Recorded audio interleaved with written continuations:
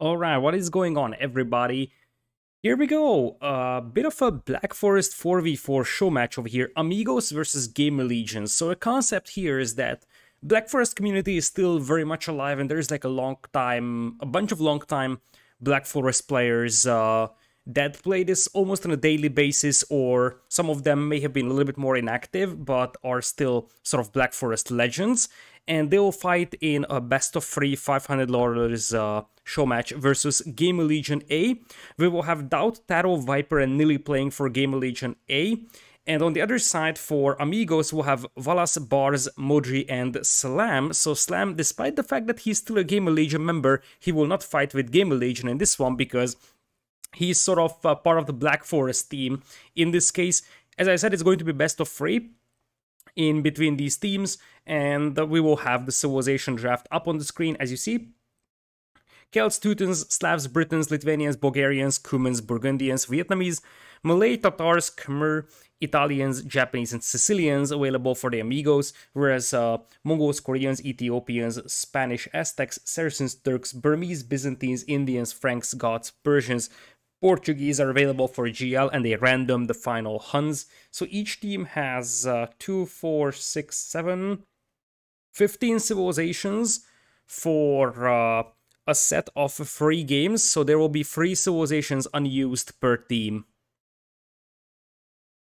And with that being said, we can jump into the first game over here. I'll be casting recorded games because I wasn't able to catch these live, but I don't know the results, so well, it's going to be fresh out of the oven for me. I will attempt to use Capture H here, but I'll have to warn you that Capture H by far is not designed to cast 4v4s, so there's a chance that some anomalies will be seen. In fact, it's actually possible that at some point we might need to switch back to the original game if Capture H is too laggy or has some other issues.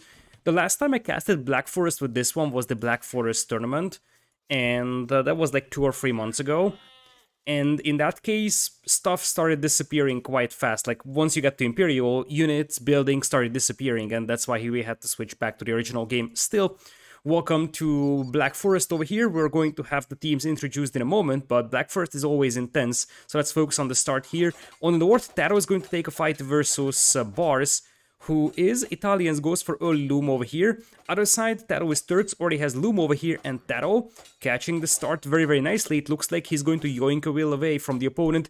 Here comes GL.Nili to support TaToH's scout over here in an effort to try and pick off that scout as well from Bars. There's a scuffle on the south as well that we will take a look at in a matter of moments. Reinforcements arrive from Bo3's team, and we're going to have TaToH being forced to retreat. He pulls another veil here, and this could be the first villager casualty from TaToH. Indeed, oh nope, that villager is still alive, but I think this scout will finish it off. So at the northern part of the map, it's a 1-1 villager KD so far. Other side of the map, it looks like we have Valas trying to wall this one off, whereas GL.DauT actually goes for a very aggressive strategy, supported by Viper with his yellow scout. If you take a look at the villager kill that ratio, TaToH lost 1, and he killed 1 as well. Other side, 1 lost will from Bars and 1 kill from Bo3. So it looks like on the north there were no extra wills killed from either side. It is actually a fairly peaceful start for Black Forest terms, although it looks like Valas is going on full aggro mode over here. He's bringing in 5 wills to fight GL.DauT over here, but GL.DauT is not the one that runs away from such a thing. He's going to come in and take this fight, and it looks like Valas might try to steal some of those boars, or just, well, for whatever reason, this will is actually a hunter, so I wonder what happened there. Maybe he just clicked that boar. Obviously, he doesn't want all 6 of these boars to fall into the hands of GL.DauT, because that would be a disaster, but he might be left with no choice, as apparently he's forced to retreat. GL.DauT pulls no less than 7 wills here to take this fight, supported by his scout and the Viper scout as well. On the north, it looks like TaToH actually finished his walls, so those villager scuffles are over. And the question is, what is GL.DauT going to do with this many wills here? Remember that he's playing Goths, which means that he got Loom really fast over here, but his eco isn't really amazing in comparison to Valas, who starts with the extra food for Lithuanians, which gives him a nice advantage when it comes to just getting early wheels out, even when you don't have a crazy food eco. It looks like Valas loses 1 wheel here to GL.DauT. GL.DauT Could be killing a second Will here. Nicely done so far by him. Didn't lose a single Will, and he's actually killing the second one from Valas. DauT's villager micro here is looking much better, and with the support of Viper's scout that could just block Wills, there is definitely more potential for killing over here for DauT. As I said, TaToH and Nili do have their scouts on the side of Bars's team, but they don't actually have any sneaky villagers whatsoever. And the Viper, look at that micro. Viper moves in, yoinks another Will from Valas, making it now 3 Wills killed from Gamerlegion. And that Will just barely escapes after Viper's scout has been killed. It looks like DauT actually wanted to wall this part of the map off, but that was sort of unsuccessful. Obviously, this is a tricky choke point to wall, because this is the narrowest part, so that's where you want your walls. But Valas's walls are so well positioned that DauT would have a hard time walling this one off all the way. Still, I think he's gonna be happy with the fact that now he has killed 4 Wills from the GL.A player. An excellent start overall for Gamerlegion, though you have to add that their overall Will count is actually much lower. And the reason why is because, as I said, while Valas lost 4 Wills, he only had 31 seconds of TC idle time, whereas DauT has 2 minutes. 2 minutes of TC idle time accounts for about 4 or 5 Wills, which means that DauT actually is going to have pretty much the same Will count as his opponent. All this killing for absolutely nothing, and this is where Lithuanians come in very useful, because, as I said, Lithuanians can afford to produce villagers much easier when you don't have a great food eco. It looks like the walls are now up, so we finally have a peaceful moment, and here comes Viper bringing in the Wills to the forward. As I said, these 6 extra boars that are neutral spawned here on DauT's side, which allows him to go for a very good food eco. If he mills this one, and it looks like he will mill this one just as much as Viper did, so Viper also wants to benefit from those extra boars, because it looks like this patch of free boars that the pocket player is supposed to take is going to be inaccessible for Viper. He would have to chop through this one to get there. That's very unlucky for him. Usually the pocket player is the one that likes to move out for these extra boars, because the pocket just wants to boom in a black forest. So now that we have a bit of a peace, and speaking of those extra boars, it looks like these are also kind of isolated here. So, not a great map spawn overall for Gamerlegion, but their opponents...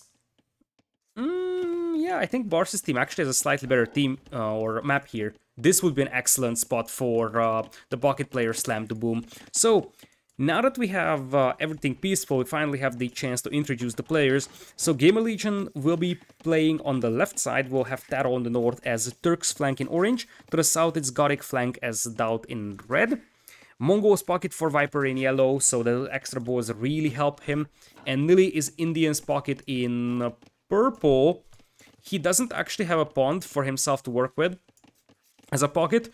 Viper does have one, and TaToH also does have one pond on the north. Other side, we're going to have Bars with a double boar lure over here in blue as Italian's flank. A very dangerous Black Forest flank. It's a slow grindy civilization, but something that can eat cavalry with Genoese crossbows very easily. So Italians is a top tier flank civilization on the Black Forest. Other side, we mentioned Valas as Lithuanians. As I said, the ability to keep... Oh, look at this.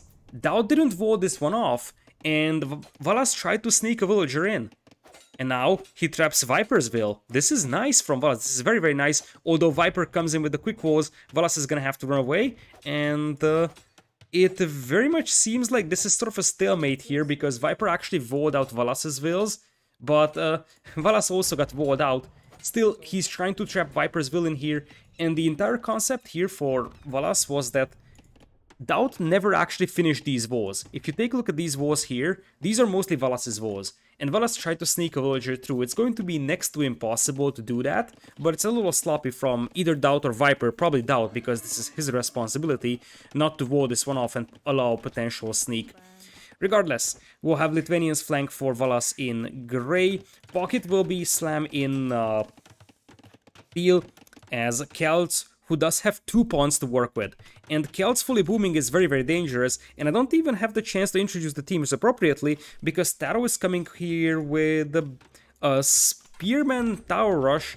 TaToH, is he on stone? He is on stone with 3, so TaToH does mean business, and he probably realized that, hey, my opponent isn't really well defended here, it's a fairly open space. Remember that TaToH actually secured this crossing, so defending this against the tower rush would be fairly challenging, and that's what TaToH is going to play with. Trying to delay Bars here. Bars is just now up trying to go for a defensive tower, starts making archers, but meanwhile his food income is pretty much non-existent as he runs out of food income beneath his TC. I quickly introduce the other pocket player, that's going to be Bo3, who's playing Kumans with the full boom. Kumans will also help you keep those palisade walls up longer, because you see that they have extra HP, thanks to Kumans. But it's going to be a crazy big boom as well for Bo3, with the 2 TCs. What's going to be more interesting though is Slam's boom. 2 pawns with Celts, this is gonna be a crazy fast boom. And the thing is that Celts can go for a Halberdier Siege Onager play really fast if they have a good boom.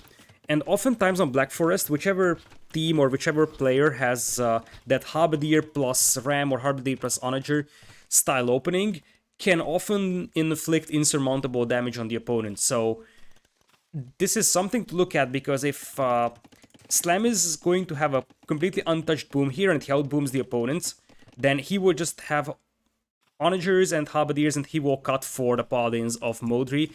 And we have to keep in mind as TaToH actually sounds a retreat after seeing the archers arrive, and he's actually going to have to stonewall himself, makes a galley to try and keep those archers out as long as possible. It looks like Bars was looking for the Veils here, trying to see if they were running in this direction, but then he realizes they're just falling back. There is still a hole here, but I think these Veils will be able to finish off the wall before the archers would arrive. These archers should never get through these walls. Nice reaction there by TaToH. So the thing is that Mongols take a huge amount of time to boom into Mangadai and Siege. When they are fully boomed, they're extremely dangerous, but Mongols is one of the civilizations that takes so much time to get there. You have to get to Imperial, you have to have a strong eco, you have to have multiple castles producing Mangadai, get a bunch of upgrades from University, Archer Range, for Thumb Ring, and stuff like that. So it takes a lot of time to get to Mangadai, whereas in comparison, if Slam is just going for a full boom, and he does so with 4 TCs plus 2 docks with Celts, Celtic faster wood income also helps him get those fish traps down really fast. So this could allow him to get to a decent amount of Halberdiers and Onagers early, and if you accompany that with Bo3's cavalry, he could even go for like just cavalry, he doesn't even need fully upgraded paladin.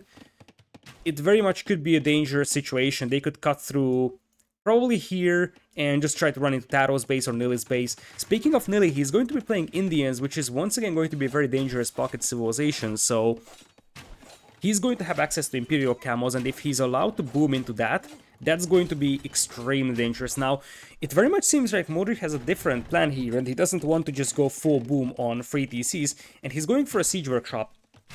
This, to me, feels like we might even see some capped rams trying to get through these walls, and TaToH is completely defenseless, remember that. He's still feudal age, he's up against Bars with crossbowmen, so TaToH could be very much exposed here to either Mangonels or Rams. Viper, now 4 TCs as well, he also has 1 pond to work with. DauT, just reaching Castle Age over here, 32 wheels, lowest in the game, tied up with our Grey player Valas. Speaking of Valas, the relic situation is not really good for their team. They have 1 relic over here, 1 relic that's trapped, that's not going to be accessible. This relic is theoretically accessible, but it takes quite a lot of effort for him to grab that.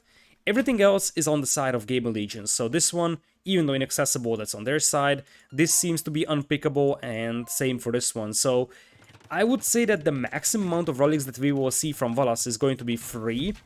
Although we have to keep in mind that he might not even go for heavy cavalry because he's flank civilization. Here comes the Rams. For now it's just a battering ram, but it could quickly turn into a capped ram if you need it. And knock knock, says the ram is going to start taking out the gate. TaToH's going to try and dispatch the galleys, I assume, to just trying to weaken that ram. But he knows exactly that he needs to stall this one out and delay this one. These are still feudal age stone walls, so they're actually fairly weak. Both the gates and the stone wall tiles themselves are relatively weak in this one. And we are gonna have not even a 4 TC boom, a 5 TC boom here from Slam. The walls are down. TaToH scrambling to get those walls up again. But that's one of the stone mines for TaToH, and more importantly, it's very, very close to his gold mine, and he wasn't even able to finish this wall. This could be very, very troublesome for TaToH over here, because it very much seems like those walls could go down really easily, and the dock is also rushed up here by Bars.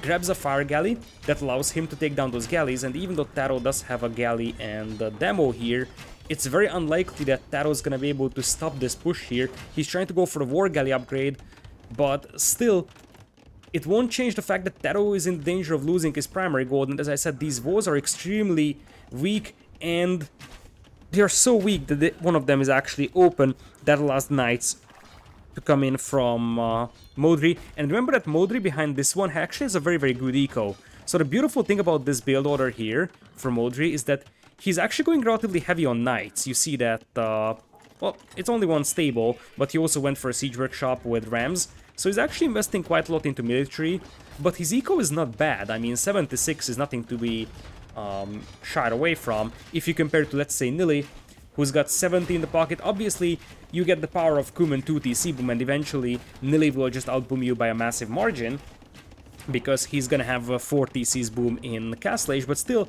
that won't save TaToH, who keeps losing villagers here on the north. Nili is going to try and help with a couple of camels, but those camels, even though they're Indians, they still only have 2 pierce armor, so a couple of crossbows here, even though they're lacking Bodkin arrow, could actually do quite decent damage against them. And I see a monastery coming in as well from our blue player, and there's the second stable coming in from Bo3. Now here comes Nili with the relief force, and considering that those crossbows don't really have huge numbers and they also do not have Bodkin, this should be a cleanup from Nili's side. I like his patience that he has waited enough with this one. Obviously TaToH is the one absorbing the damage over here, but Nili is going to have a cleanup. Now we are going to have a castle here for Slam. He is already teching into infantry. You see, as I said, he's going to be the first player to click into Imperial and go for Halberdier Onager. The other side, Viper, is also ready to click into Imperial, and he will most likely go for Mangara himself, so much so that he's actually taking the stone away from DauT. I am fairly certain this is DauT's stone, but DauT's stone is actually being taken by Viper, so they're sort of sacrificing their Gothic player's ability to make castles in an effort to make sure that Viper with Mongols can actually make castles, because in the long run, Mongols require castles more than gods do. The gods basically need one castle so that they can get anarchy and perfusion, mostly perfusion. So Viper probably knows that Slam is going to try and push here with Rams. In fact, there is an outpost here from Viper. He clearly sees the castle, and Slam decides to go for a couple of Void Raiders, but that's just to cause chaos and to have something that is capable of raiding immediately.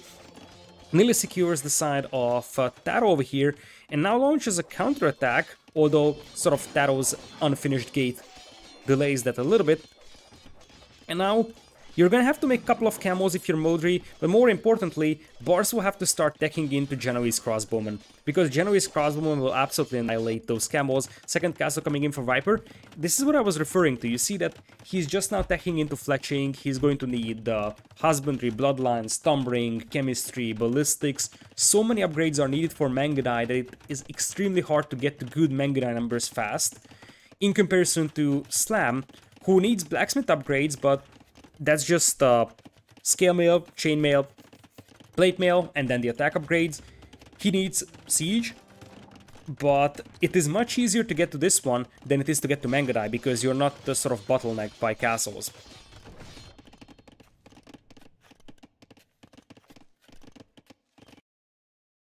Alright, so we're back. Apologies for that.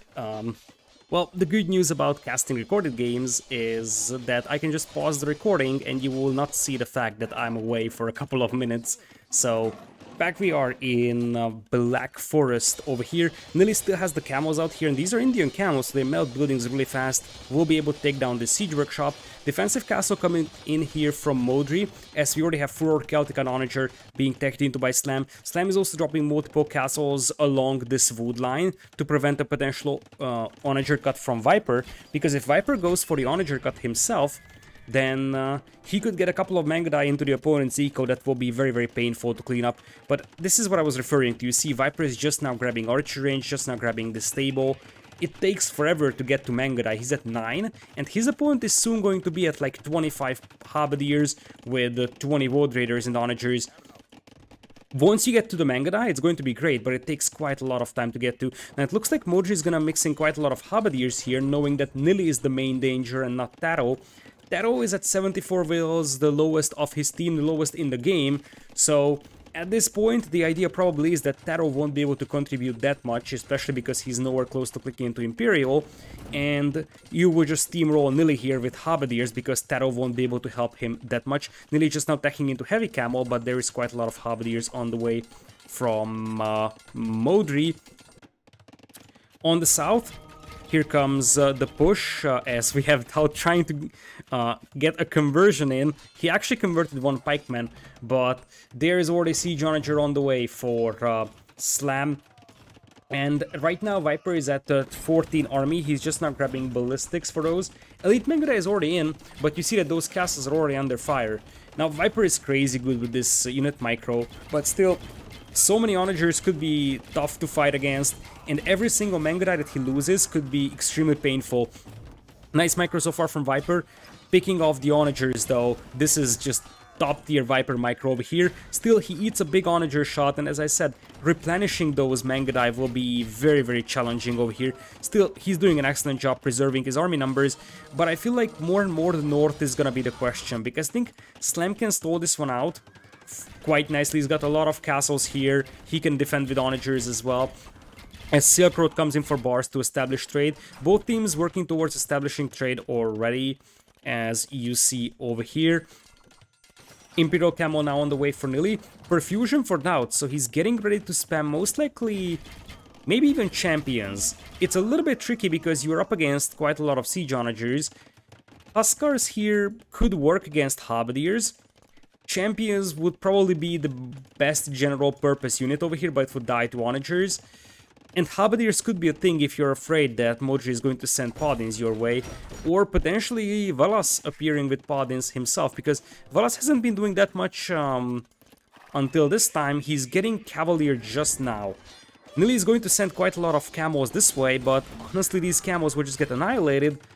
And on the north, now you got the Kuman Siege Rams coming in here. As I said, TaToH is on the way to Imperial, but even if he gets to Imperial, right now his army consists of 3 Manganos, 5 War Galleys and 2 fire ships. Most of those ships will go down to this castle in a matter of moments, and when Onager comes in here from Mo3, he will just cut through here and flood the base of TaToH. And if TaToH is lost, then it's going to be a 3 versus 4, which is going to be insanely hard for Gamerlegion to win. So, for now, it looks like DauT is going for the Huskars, but the Onagers are actually getting some nice shots in, and these do have Furor Celtica on them, so they survive a lot of punishment. Viper bringing in Drill so that he can micro those Onagers a little bit easier. It looks like this is the big push that Gamerlegion is preparing for here on the south. DauT was stacking to Halberdier as he sees the Cavalier from our Grey player out here. And the Onagers are a little bit miscoordinated here, so they couldn't get a nice ground attack in on Nili's camos. Nili flooding him with a lot of camos. Only 6 Halberdiers on the field for Slam. Slam doesn't have the numbers here, most likely because he's seriously bottlenecked by the production, so he just doesn't have the production speed to get enough Halberdiers out, which is, at this point, a massive mistake. He only has 4 barracks here, I see. He should be at like 15 in order to flood infantry, especially when you're up against gods and so, and suddenly this starts becoming better and better for Gamerlegion. On the north, if TaToH can stall this one a little bit longer and grab a couple of bombard cannons with Turks, he can actually slow this one down to a point where Viper's Mangudai numbers will start becoming scarier and scarier. He's up to 40, and never underestimate DauT's chances of flooding infantry either with gods. They are just now breaching this crossing, and it very much seems like the lack of production could actually hurt Slam really badly here. And the other thing is that now you're up against a fully boomed Mongol player. Still, you're gonna need something if you are TaToH to stop this one. He's trying to go Manganos, but with Turks he doesn't even have Onagers available. And as I said, Genoese crossbows arriving will mean that these camos will die really fast. Both to the Halberdiers and to the Genoese crossbows. TaToH's gonna need some sort of support here. Luckily, DauT's Huskars will pretty much counter everything that is out on the field here for Slam's team. So Huskars would eat up the Genoese crossbows, they would destroy the pikemen as well, so would they destroy the onagers. That could be the way to go, and indeed DauT already has quite a lot of barracks here, flooding out the Huskars. We have a bit of a lack spikes over here, but as I said, Capture Age was not really optimized for 4v4, so I'm actually even surprised that this runs like that. And now Viper has enough Mangala numbers so that he can allow himself to detach a couple of them and start running into the opponent's eco, and cleaning those up will be painful. You can send all the Paladins to chase them down, but it's still going to hurt, and Valas is now losing a lot of ground. TaToH actually teching into Elite Cannon Galleon because his opponents were still unable to take him down from this pond, which means that TaToH is just making Cannon Galleons in an effort to try and limit the opponent's ability to break in here. He's grabbing quite a lot of Bombard Cannons as well, sniping Trebs. TaToH's defense here is absolutely beautiful, and look at that! That Elite Cannon Galleon will have 17 range soon, because TaToH is grabbing artillery. Nili attacking into light cavalry seems like he's going to have some trouble with the gold soon, but DauT is here to relieve with Huskars, and there is no real response to Huskars right now on the north from Slam's team. Now, as you see, Elite Cannon Galleons at 17 range, Bombard Cannons as well for TaToH, and they are taking down that castle really fast. And on the other side, now Viper is going to start pushing in with the Trebs, melting castles. Army numbers are still better for the team of Bars and Valas. Most of that comes from Valas' heavy cavalry though. That's 50 Paladins with Lithuanians. They do have +6, so they are on 2 relics right now. Still, DauT can just flood Huskars here, and that's going to be a fairly cost-efficient way to just grind down those numbers. And Viper, he actually is down to 21 Mangadai, so he lost quite a significant numbers. Apparently, running in didn't work out for him. And it looks like the north is a bit of a stalemate, although now it seems that our cold color team seems to have some momentum, and we're seeing a couple of condottieri being added alongside hand cannoneers. It very much seems like TaToH is gonna go for Cav Archers because he's teching into Thumbring. Cav Archers could work out quite nicely alongside the Huskars. On the south, we are going to have Onager defense here by Slam. Let's take a look at the trade numbers real quick, which is way better for Modri's team. This is just miles ahead. GL combines for 23 trade cards, Slam alone has 24, and basically everyone but Modri has more than 25 trade cards. Modri is only at 16, so Gamerlegion is on a serious timer over here, especially with TaToH not being able to access his primary gold. GL needs to establish their trade.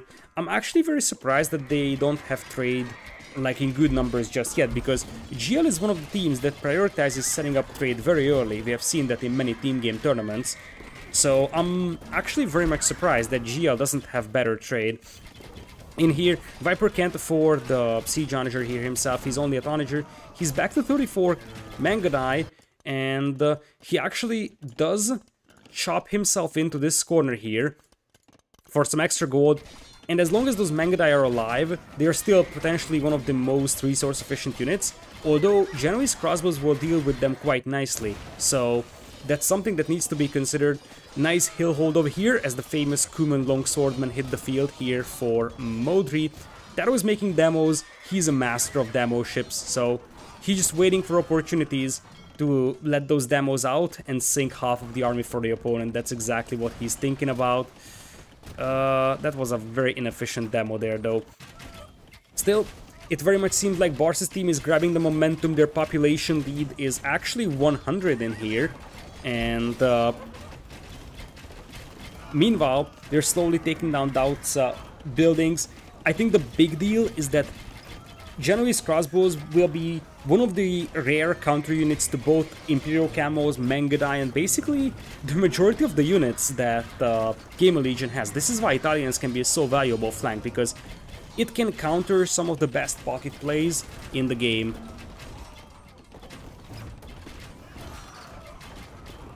So it very much seems like we might need to go back to the original game soon instead of Capture Age, because, well, we are starting to experience some lag spikes over here. Sultan's coming in alongside Sipahi, for Gamerlegion. So indeed, TaToH wants to go for Cav Archers, but Cav Archers will be once again just dying to Genoese crossbows, and once those Genoese crossbow numbers are up, it's going to get worse and worse for Gamerlegion. Army numbers looking better and better for the team of Bars and Valas, and this is the part of the game where it starts becoming bad for Gamerlegion, because Viper starts losing castles. And when the Mongol player starts losing castles, suddenly things start to turn really badly, because he just won't be able to replenish his manga deck. He's still at 42, now grabbing Hoardings, and it looks like he wants to Onager Cut into the trade of the opponent, but he's gonna get surrounded here, and as we discussed, the trade of Viper isn't actually that good enough. He's at 12 trade cards only to afford losing that many Cav Archers on Manga Dice in this case. So he needs to be careful not to lose his numbers, because replenishing them will not be possible. Nili actually has very, very good trade card numbers. He's up to 42, but he's the only Gamerlegion player beyond 20. TaToH now going for more Cav Archers.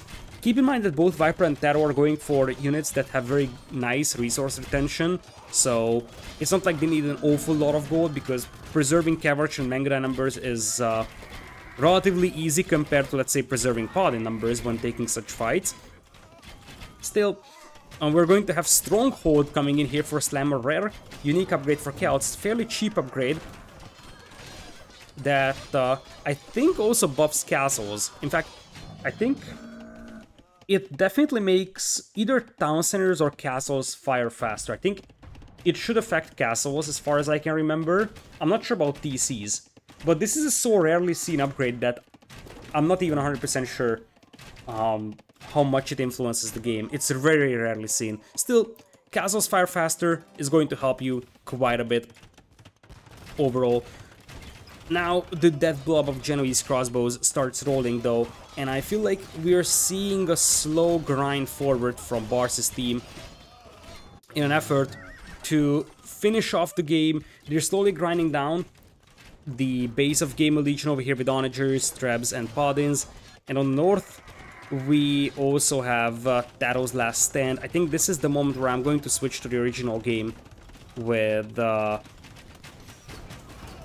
cast, because the lags start to become very, very disturbing.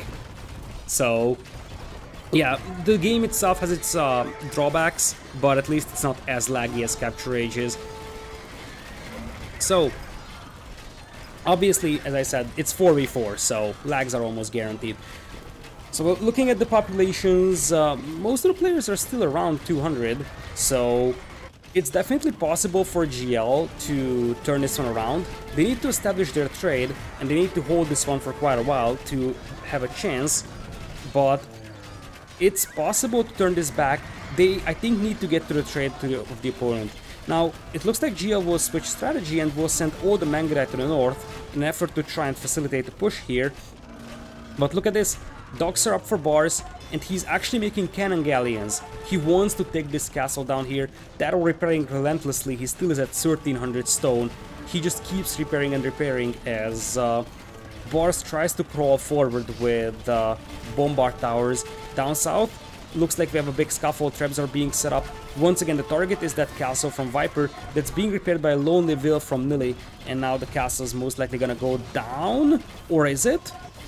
The Huskars take down the Trebs, but the castle still falls. So another castle down from the Snake. As I just don't see the momentum for Gamerlegion. That's my main problem. In comparison, if you take a look at how much trade we have for Bars' team, they can facilitate inefficient engagements for quite a while because they have so much gold. It's still just 2 relics though for Valas. It would be cool if, yeah, you see, there's a monk here from Valas and there is also an onager from Bo3. They want to cut in here for that relic so that Valas can pick it up and have +7, but there's so many things happening that the players just didn't have the time to do that. TaToH making an insane hold over here. He's still holding this castle, still at 1300 stone. Although I feel like when these cannon galleons pop out for Bars, this castle is gonna go down. And here it comes. They take a shot, and Viper tries to move in the Mangudai to snipe them. And in response, the Genoese crossbows dive in. Genoese crossbows will have bonus damage against any mounted unit, so that applies to Cav Archers and Mangudai as well. Another castle force from TaToH, as he apparently is going to be supported by some light cavalry from Nili and some siege rams from Viper. Siege rams will be nice at soaking up arrow fire here, but that's all they do in this one. And down south, we are going to have a slow breakthrough. Now, DauT is going to be forced to hold alone against this one, but if he's only making Huskars and Halberdiers, either champions from Slam or Void Raiders could work very nicely over here. I only see Halberdiers from Slam. It's not like he's actually investing a lot of gold into champions or Void Raiders, but I think making champions here for Slam would actually be a very, very good move to deal with this infantry, because they basically have just infantry here. North, it seems like or 3 GM members will have to hold this one. Viper doing a nice job taking out Cannon Galleons over here, barely losing any Mangudai numbers. But on the south, DauT might need some support very soon, because the flood of Halberdier and Paladin could slowly grind down. Nili's trying to help a little bit with the camos, but still they don't really have an answer to the Celtic flood of Halberdiers right now. And as I said, the trade is still probably better for Slam's team. They do have the score lead by 3,000 actually, and that's relic number 3 coming in for the Lithuanian players, so now those knights will be basically +7. That's the best that Valas can get with this map. There's just no way he has access to an 8 or a 4th relic that would give him +8. Still, as I said, slowly but surely DauT is getting grinded down over here by the overwhelming numbers. Onagers, and that is big. That is huge, actually. As I said, Viper is going to be real careful with the Mangudai, because if he loses those numbers, he will just have no tools of replenishing that. Another castle force here from Bars, and that was having a very, very valiant hold here. But I just feel like GL has to commit too many resources to defend the north against the Genoese crossbows, and they might not be able to hold the north and the south at the same time. And now I see Paladins from Valas trickling into the eco of DauT, and another castle from Viper could fall, rendering him pretty much unable to reinforce the battlefield here very easily on the south. He would have one more castle here and one more castle here, but if he loses this castle, reinforcing the battle is going to be much harder. And if we take a look at DauT's population, DauT is at 187 pop. He's also having some production issues, as you see. These barracks are all having full queues pretty much, and he just can't drop, well, he's not dropping any additional production buildings. It seems like we had a... Oh, look at this. Look at this. There was a cut attempt here by Bars' team. DauT reacted very, very nicely to this one, and he actually voted this one in before any other crisis could have happened. Now it looks like Viper is going to have to shift his focus to the south once again. I see a couple of Cav Rams from TaToH, most likely followed by Siege Ram himself. And Bo3 with the famous Kuman champions now moving in. Still, if Viper is away from this front line, I'm not sure if they are going to be able to stop like Siege Onager plus Genoese crossbowmen. They might be able to do it with bombard cannons, especially because those have 14 range, but it depends on the Paladins. And now the Paladins arrive, because Nili is forced to use all his camos on the south, so all he has is light cavalry on the north. And when that, like, Nili, you can't blame him for not having enough gold income. He's got 74 trade cards right now. But still, the fact that he's up against a huge amount of Halberdiers, Onagers, and Genoese crossbows, so the inefficiency of the fights here in the north when Nili had the camos, he was forced to take those fights, but still, those weren't fights that he wanted to take. And also, here comes Bars with Condottieri, and I haven't even thought about Condottieri, but Condos plus Genoese crossbowman is a very, very dangerous combination here to deal with. And as I said, the camos of Nili will just melt here to the Genoese crossbows. They don't really have a good answer to those anymore.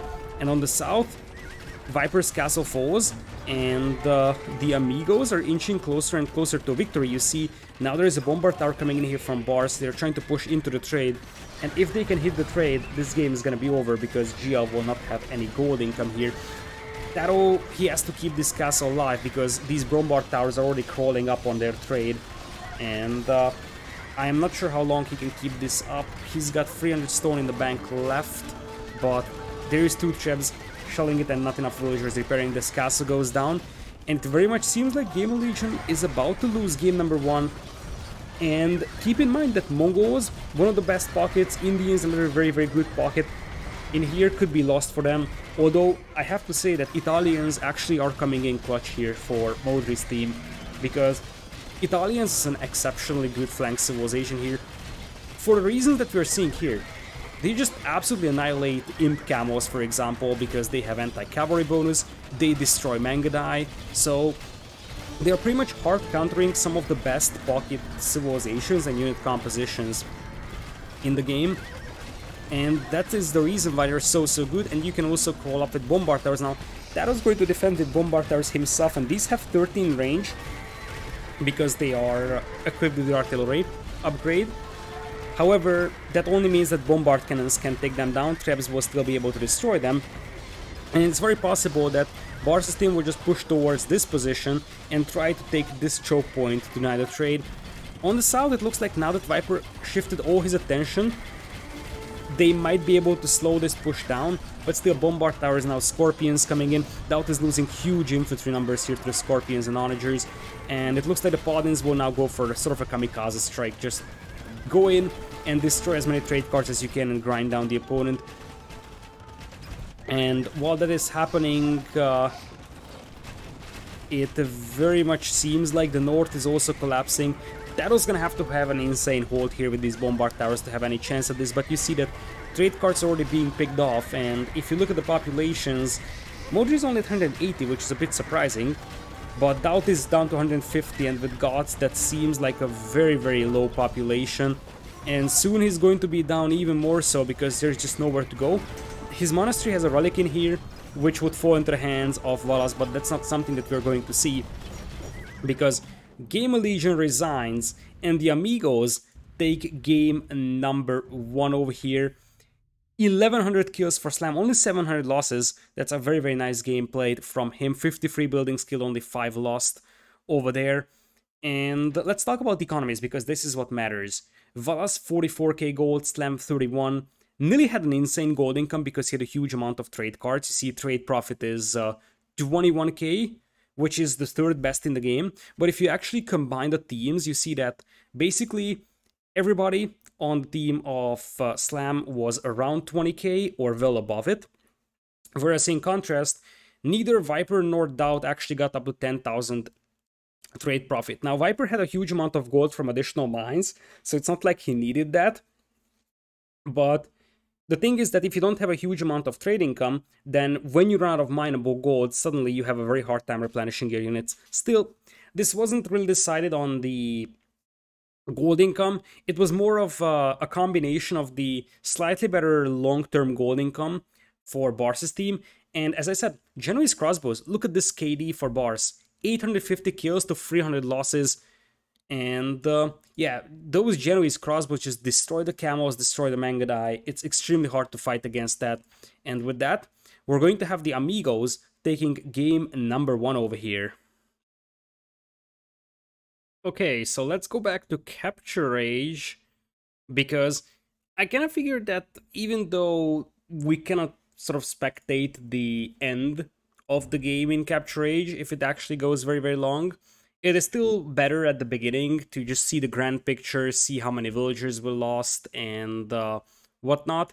So we'll jump into the second game, but before that, let's take a quick look at how things are standing with the draft. So Cumans are gone for the Amigos, Lithuanians, and Celts. Celts being their number 1 pick, one of the strongest pockets on Black Forest, and Italians, sort of a late round steal in the draft, because for the value they got out of it, it actually is a fairly late pick. Usually you still pick your pocket civilizations, but Italians definitely paid for their price being picked over here. Other side, their first pick of GL as well is gone with Mongols.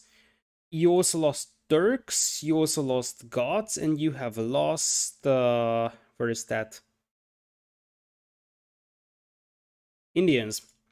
So now we're going into game number 2, it's a best of 3, so if Gamerlegion loses, then, well, they have lost.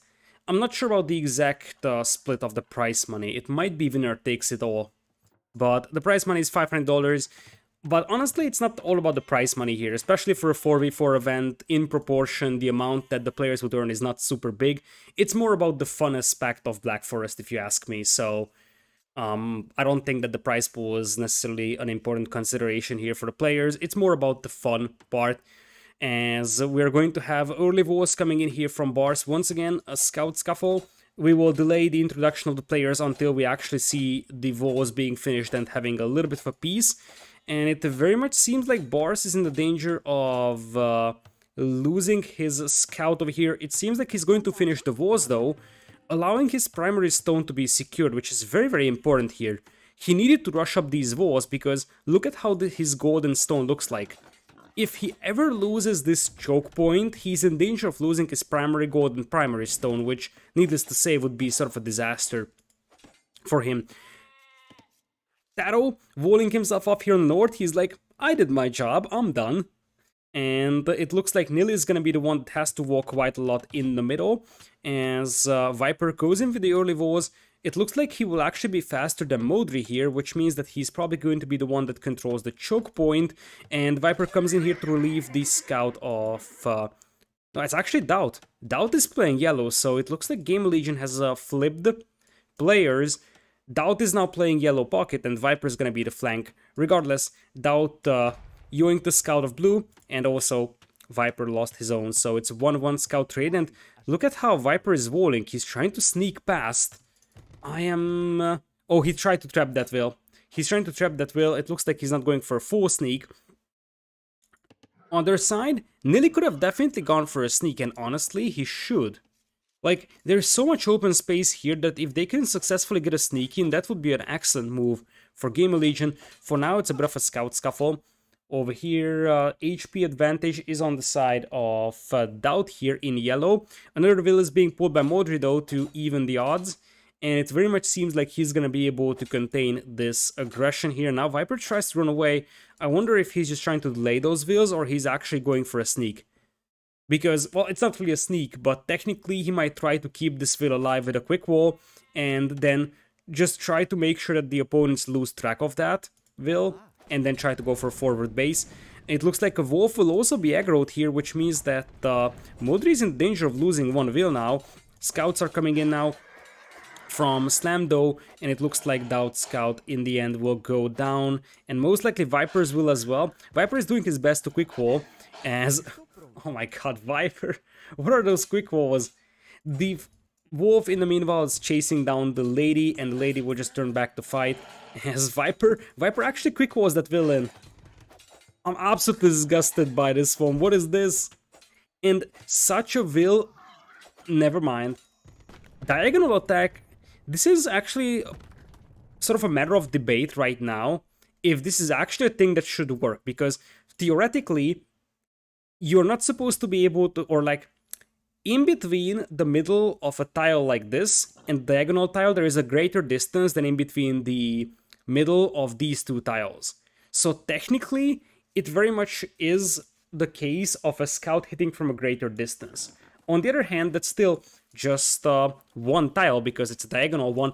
And on a more important note, this is a triple borer over here from Valas. As long as one boar is aggroed, all three of them will, because the nature has a shared line of sight. So, oh, this is even more ballsy than I thought. It's actually a triple borer with no loom for Valas, brings in the first boar, and now finishes off the additional ones as well. Nicely done by him. That was a beautiful borer overall. So, obviously some of the food here will rot, but still, 3 boars is 3 boars. And honestly, it might be better to just lure all 3 of them in and consume all of them and sort of acknowledge the fact that you're going to lose some of that to natural decay in comparison to walking out, bring 1 boar in, walk back. Walk out again, bring 1 board back. That might actually be more sort of idle time compared to the amount that you would lose with this DK. Regardless, Where's Viper's Will at over here? He most likely lost it because I don't see it anywhere. I don't see a red dot on Bars's team side, and he has one lost villager. So now we can talk about the teams finally. First of all, Bars has a very interesting map over here. Rarely do you see such a tight space in Black Forest, and this is actually a bad map for Bars. Number one, his stone and gold is on the front. Number two, he's got very little space to play on, and on Black Forest you want nice space because you want to drop additional TCs, you want to drop a lot of farming eco for booming. And it seems like, considering the fact that Bars is going for stone here, it's possible that we're going to see something like a fast imp-ish, either longbow play, most likely longbow play. Because he doesn't have the space to boom crazily. A fast impish longbow style play could definitely be something he considers here.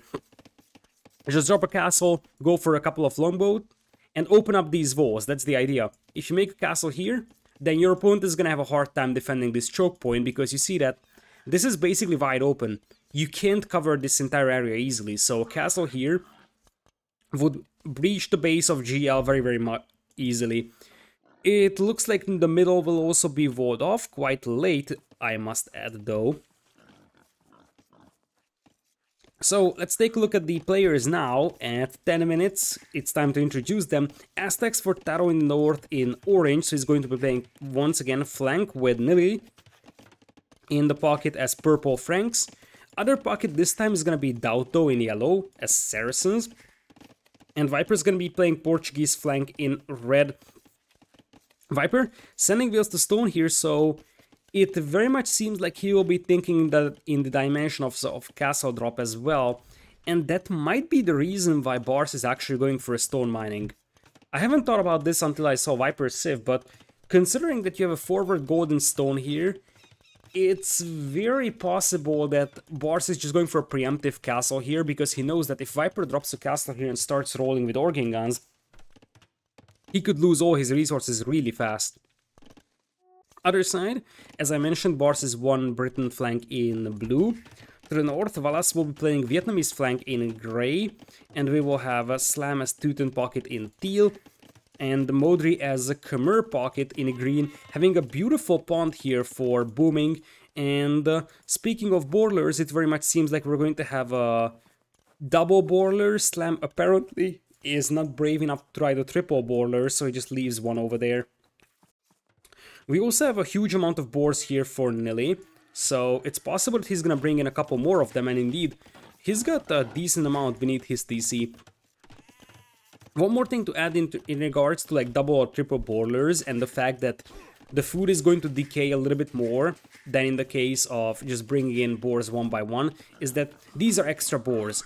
So it's not as important as in the case of you're starting two boars to keep that food on it. Now, obviously, if Slam can do what he's doing right now, just keep that boar close to the TC, but not actually kill it, then that's the best scenario, and he's doing that very nicely. Obviously, this requires quite a lot of attention, because otherwise the boar is gonna go back, but this is the most efficient way of doing this one, so Slam, very nicely done over there. Although I have to say that in exchange, he oversaturated his berries here a little bit to my taste. I don't like that he's got 6 on berries. In terms of pawns, it looks like GL.DauT is going to take both pawns on Gamerlegion's side, and he's gonna have a pretty decent fish boom, 36 eco, the best in the game right now for him. 3 TCs will be in there for Slam, but he will most likely go for a 4th one soon as well. Whereas we'll most likely see something very similar from Bo3, who's gonna have a decent fishing eco to supplement his early 3 TC boom. In the meanwhile, it looks like TaToH is going to play the role of an aggressive player once again, something that he tried to do in the previous game with towers. This time it's going to be a pike and siege approach. It's not going to be super aggro from the perspective that he isn't grabbing pikemen here. He actually prioritizes bow, so the reason why he's not grabbing pikemen is because he probably knows that he won't be up against knights anytime soon. But even if there is a couple of knights, he could get a monastery in. So he tries to at least get a decent eco behind this one. Pikeman is probably an unnecessary upgrade at this stage. It might be useful later on, but you probably don't want to invest it before you actually need it. And considering that your eco is going to be fairly weak, it's probably better if you just go for Boso instead of grabbing Pikeman. Here's defensive castle for Bars, as expected, and now he's gonna go for longbows. And this is the point where as I said, a faster Imperial Age could definitely be something to consider, or just in general try to bash your way through these walls and potentially allow Modri to go for an early Knights play. It doesn't seem like Modri is gonna go for Knights, but this would definitely be something to consider. He doesn't need to go for a super early Knights play, but even if he just slowly starts adding Knights and trickles them into the opponent's eco, that could start being very, very annoying. Viper just now reaching Castle Age here, which means that he's gonna have to drop a very, very much defensive castle here. He's got 620 stone in the bank, and apparently the longbows are converging upon him. He also has quite a bit of an oversaturation on his berries, and I think he wanted to drop that castle close to those walls, but that's not gonna happen, and the longbows will find the vills. Viper loses one. A knight comes in here from Nili to try and relieve the pressure, and that might be a life-saving knight here, because the longbow numbers aren't amazing. It looks like Bar's actually going to move forward over here with the monastery. He cancelled this one, and now this will allow Viper to get that castle up. If Bar just commits to this monastery, he might have had enough to try and battle Nili's early knights. Still, one thing to add is that Nili is forced to make knights here. Whereas, if you take a look at Barca's team, the two pockets are completely untouched booming, and Teutons are an absolutely devastating civilization in Imperial with probably Halberdier Siege Onager.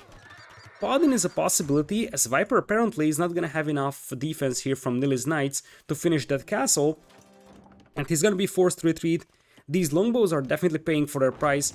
Other side though, we have to add that Valas is going for Rattan Archer defense, so for now, he's gonna be fine, but both of the flanks on their team are actually going for like a fast castle unique unit style play, so their ecos aren't really going to be great. You see TaToH's on 3 TCs, and we have 1 TC only for Bars, second TC just now coming in for Valas. So the eco for Gamerlegion is gonna be much, much better eventually, especially because of the flanks, although the pockets have an untouched boom, so 4 TCs plus fish for Modri, 4 TCs already for Slam, whereas Nili is sort of forced to make cavalry over here. So Nili is only 3 TCs as well. That's the problem, that theoretically GL is supposed to have the eco lead because their flanks are way better developed, as that's a very, very nice Mangonel micro there from TaToH. He's actually very close to finishing off that blacksmith, which would be a massive loss for our grey player Valas, who doesn't even have Botkin arrow over there. Mangonel is dancing a little bit as Valas dispatches a couple of villas to repair that blacksmith. For now, it looks like he's gonna be able to hold this one, and that's gonna be a 1-for-1 overall. So here comes the Siege Workshop, and as I said, Viper's gonna be under a lot of pressure. So despite the fact that he's on 2 TCs, I'm not sure if he's gonna be able to really use that advantage, because he will have to commit a huge amount of resources to defend against this one. He's trying to make Scorpions that will have 7 range. These longbows will have just 18 castle age, but Mangonel support could be extremely useful, and a second TC comes in as well for Bards for the time being. Botkin arrow coming in now for Valas. The main question is when Slam starts rolling though, because if you take a look at the players' ecos, Slam's got 79 eco. DauT is at 88 though. Holy hell, DauT is at 5 TCs, and also 2 dogs picking up relics. DauT's boom is absolutely crazy, and now here comes Nili with the knights. Monks not getting a single conversion. The Mangonel pops out, tries to stop this castle from Viper, but honestly the longbows line up very nicely here to for the Scorpions, and the GL will get this castle up, meaning that this monastery and this siege workshop will pretty much be useless now. So Viper's defense here has been pretty outstanding, I have to say. In fact, he only lost 3 villas, but he killed 2, so theoretically speaking, he's completely alright. He's at 49 eco, his counterpart is 48, as DauT will be clicking into Imperial soon. The question is, what is he going to play for with Saracens? He could play Zelo 3 camos, sort of a same role as Nili had in the previous game with Imp camos, but how are they going to stop Kelp or Teutonic Haben Siege is going to be a bit of a question to me.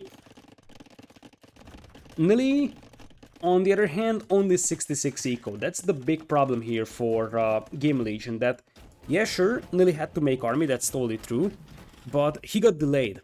And if you compare his eco to Modri's eco is light years ahead. The overall ecos are still even because, well, right now that was a pretty considerable advantage compared to Valas, and Valas actually loses the blacksmith over here. Eventually Mangonel pops out.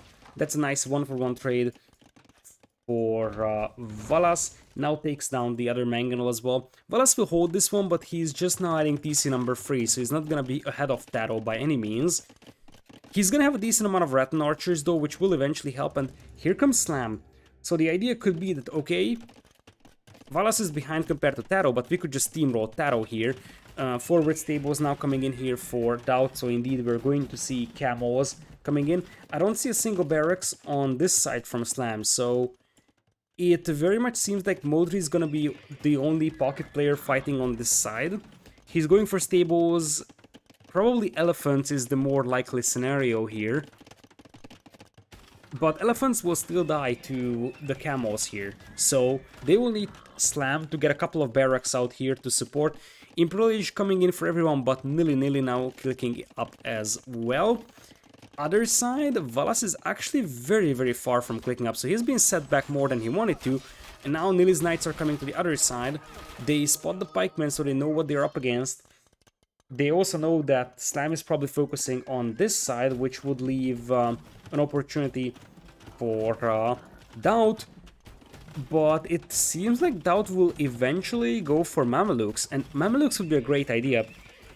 For now, he's gonna have to open with heavy camos, that's for sure. But eventually that could start turning into Mamelukes. For now, he's just grabbing the castle for Zealotry. But as I said, over time, if he's got castle numbers increasing, that could turn into something different. Now Onagers on the way for Slam, so you could start cutting in with Onagers, and Rattan Archers could definitely be very devastating if they move into the Eco Elephants now on the way for Mo3. The thing is, however, that Elephant from Mo3 will just die to DauT's camos. They will need something to support those elephants. Like longbows would be perfect, but you need Imperial Age upgrades for them, and Bars is nowhere close to doing that. He's at 68 eco only. Gamerlegion is still behind economically, because Viper's eco is not amazing either. As Onager is in just now for Slam. He's immediately going to start chopping through here, Nili trying to wall off the middle as much as possible. And now the Halberdiers will start rolling towards Nili's base. This time GL actually starts focusing on trade a lot earlier, TaToH already grabbing a couple of trade cards. But this is the moment where Viper, being an Imperial, he can start grabbing down these castles, and the fact that the Bars is not an Imperial is a massive problem. In general, it is a massive problem for Bars' team that neither him or Valas is an Imperial just yet. These are very late Imperials, and these could result in castles being lost, because I don't necessarily see these elephants being able to take down this trap over here. Looks like Rattan Archers are now moving in. Nili trying to snap those Onagers with Knights, and he will be able to do so. As Arquebus comes in for Vipers, he's most likely gonna play this one with Bombard Cannons. Elephants now moving out, longbows supporting against the camels. The camels have +4 defense, and those elephants are sturdy beasts.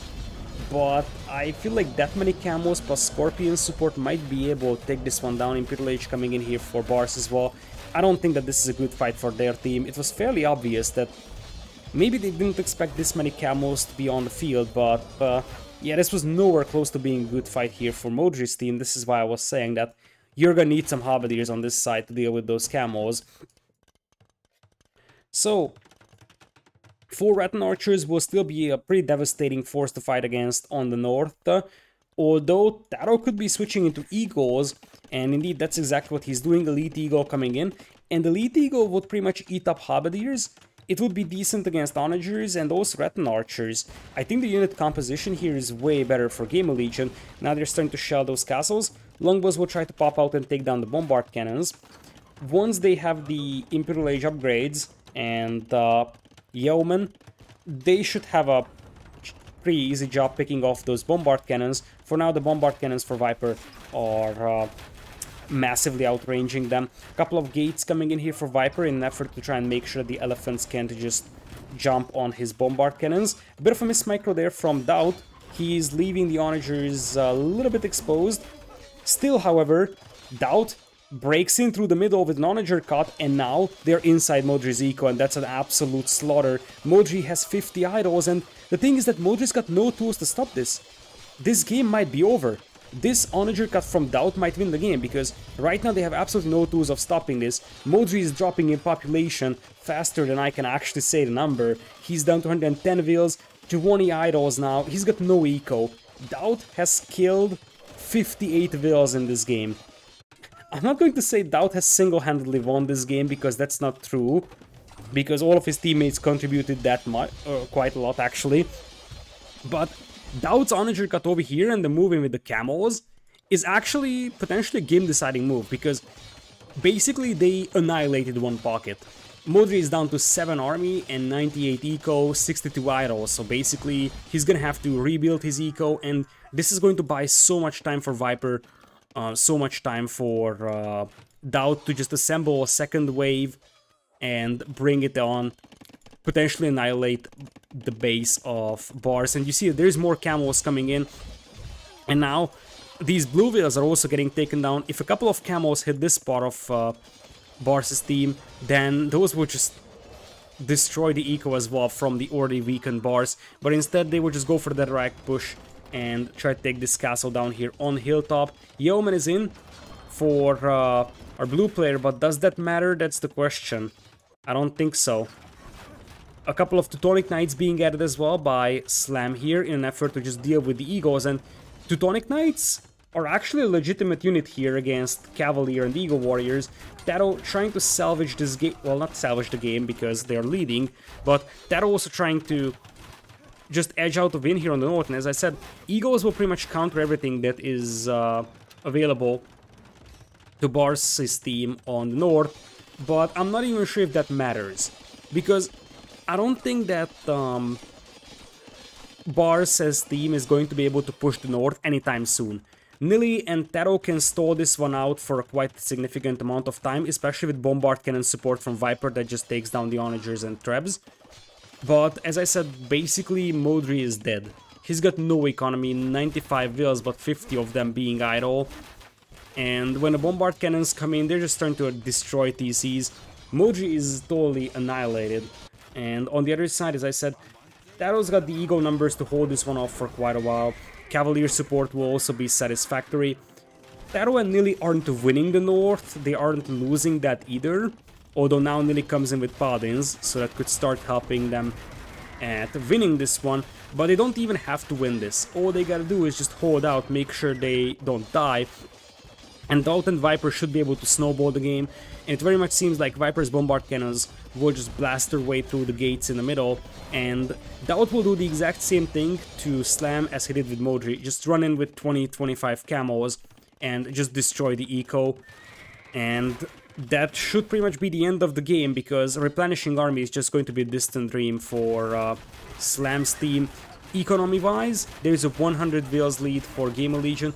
The army numbers are still fairly significant for Bars' team, but that mostly comes from the armies on the north that do not really have an answer to Eagles. I mean, siege onagers work, sure they do, and Teutonic Knights also are somewhat legitimate, but you will still be losing your onagers to the Eagles diving in, you will still be losing some Rattan archers to them, and it seems like one castle here from Nili will go down, but as I said, now this is no longer a problem for Gamerlegion, because at this point those bombard cannons are just crawling up on the castles, destroying them one by one, and those are the castles that are meant to produce Rattan archers. And also Viper turns back. This is nice team coordination between Viper and DauT. DauT corners those longbows and Viper finishes them off with the bombard cannons. The Amigos are dropping in military numbers quite heavily, and they have 130 army on the field, but 60 of them are halberdiers and 40 of them are Rattan archers. Neither of those are capable of dealing with large amount of eagles, but even if they are able to hold eagles with onagers, as I said, the camos here will just destroy the eco. They can just run in and just destroy it as it is. Now it seems like Bo3 is not giving up on this one easily, and he's teching into Halberdier. But behind this one, Gamerlegion most likely is already establishing trade. In fact, TaToH has 43 trade cards. So this is one of those scenarios where this might not be able to finish the game here for Gamerlegion, but it's going to give them a decisive advantage. So at this point, Slam's team has absolutely zero trade. Well, they have 5 trade cards for Slam, but that's all. Whereas on the other side, we're talking in the dimensions of 40s.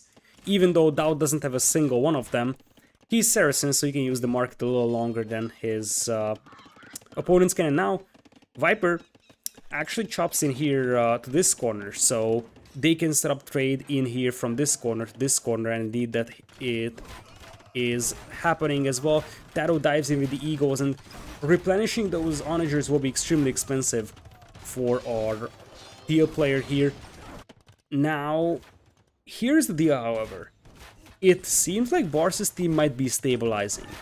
In a very long game, there is definitely a decent chance, in fact a very, very legitimate chance, for Bars's team to redeem themselves and just finish off the game.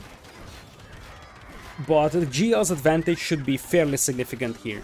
Especially this is what is extremely important. So once Bo3's team starts running out of mineable gold, suddenly they will find themselves in a tough spot of being unable to replenish their expensive gold units.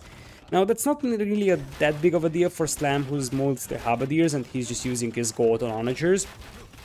But it is going to be a concern for Bars with longbows, it's going to be a concern for Valas with the Rattan archers, and now it's light cap from DauT. Remember that DauT is running out of gold. That's something that we need to consider, that DauT has 0 trade cards. So now DauT is gonna have to play with light cavalry, and I guess the idea is that he just wants to raid from now on. But he needs to have those raids actually becoming very efficient, because raids alone might not win you the game, and you can't necessarily sustain just 0 trade card gameplay for a while. Still, the castle goes down here in the north, and now Gamerlegion starts a counterattack with TaToH arriving with his own siege onagers. And unlike the longbows on the south that are technically outranging onagers and should have a relatively easy time picking them off if you actually control your units, Rattan archers will die to siege onagers really badly. And it very much seems like GL will counterattack on the north now with siege onagers and eagles, opening up the wood line so that they have a nice surface area to attack. Whereas on the south, elite skirms are being mixed in by Viper because they know they're up against Halberdiers mostly and longbows, so elite skirms actually work nicely here for Viper, as he's bringing traps to take down the castle here from Bo3. On the north, GL.Nili getting close to diving in, although it looks like he's actually getting quite a lot of friendly fire here from TaToH. GL.Nili lost a lot of HP on those knights because of that friendly fire. Illumination coming in for TaToH, so it looks like he wants to go for conversions on the bombard cannons most likely, and maybe even the siege onagers of the opponent. It's not going to be easy because your opponent is a Teuton ally, but still, I guess that's something that you gotta try, because otherwise Slam will just defend here with bombard cannons, like he's doing right now, taking down the onagers. Still, this is quite a lot of eagles here, and that many Rattans can actually do quite a lot of damage against them. But still, the eagle numbers will eventually grind down the bombard cannon numbers. Down south, it looks like we have a bit of a stalemate as we get to the stage where I'm just going to stop using Capture Age once again, because the amount of lag that we are suffering here is brutal.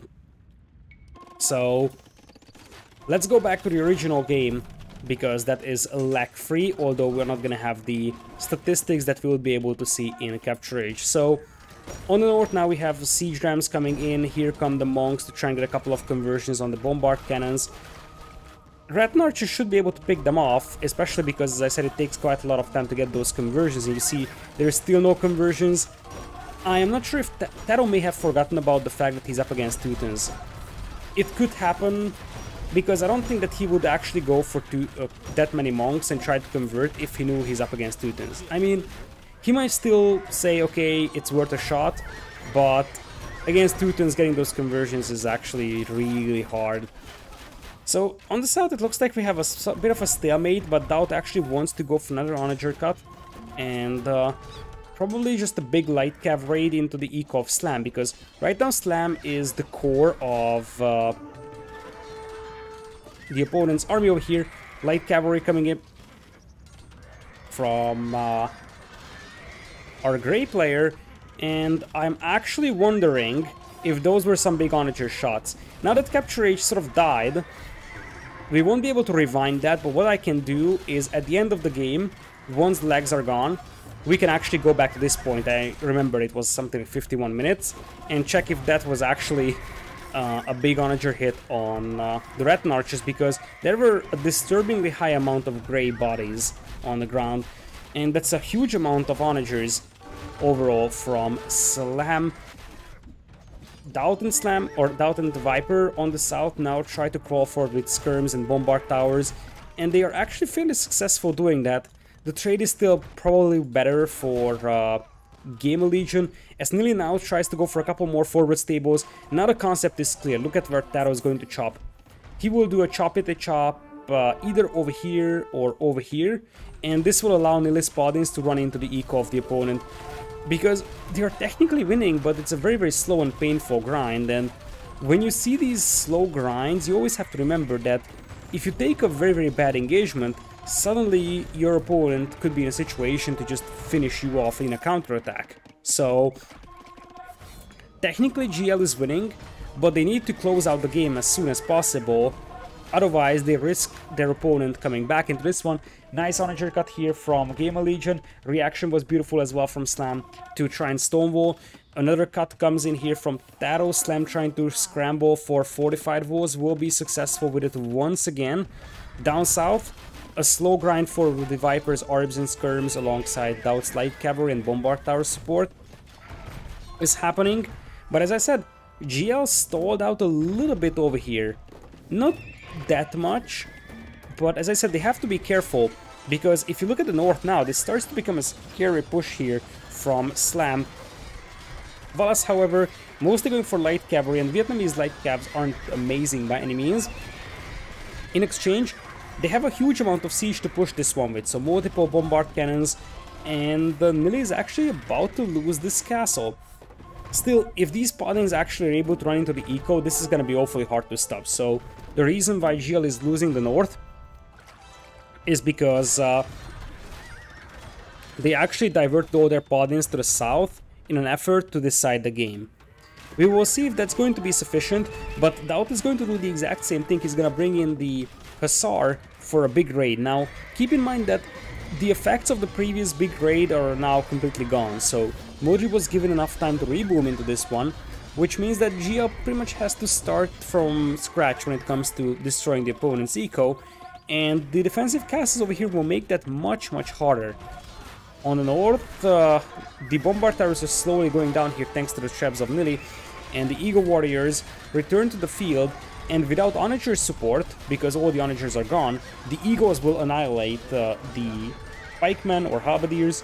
They will destroy the Rattan Archers, and there are really low amount of Rattan Archers on the field here. So I am fairly certain that there was a big Onager shot that I initially missed, that we'll probably try to rewind at the end of the game, because it very much seems like the cause of these Eagles being able to start moving forward once again is that there is just not enough Rattan Archers. Once you have like 50 Rattans, they actually deal with Eagles fairly decently, because you just have so many of them that they one-shot Eagles.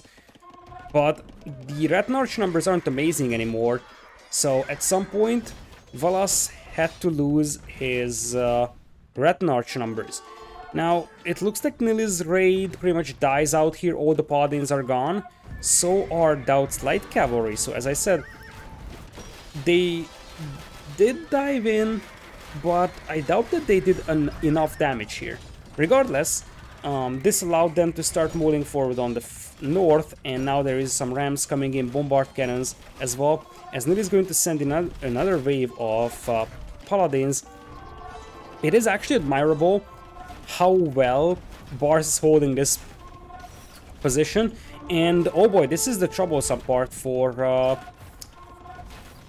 Bar's team, because if you now take a look at where the trade is going, these are the trading markets, and Viper actually finds an angle here with Trebs to start shelling those. And if he can take these down, suddenly the trade of Bo3's team will be non-existent. And now Nili is crawling up with those cheap Frankish castles over here, supported by the siege rams of TaToH.